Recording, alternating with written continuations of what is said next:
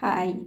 మనకి తెలుగులో హల్లులు ఉంటాయి కదా, అవన్నీ నేను ఇలా స్లైమ్తో సరదాగా ట్రై చేశాను. ఇది కన్ను, ఖడ్గం, గంట, ఞ ఇలా గ ఞ.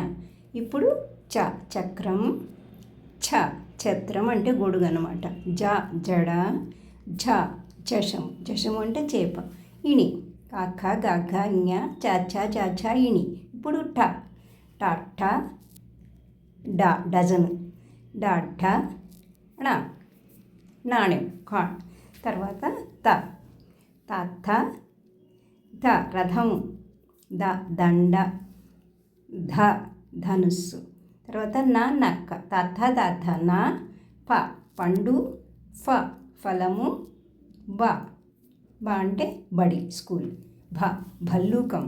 తర్వాత పాప, ఎండ్రకాయ, రవి, లత.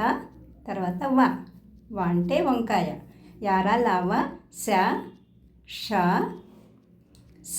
సర్పము, పాము, లావ, హళ, బండిరా.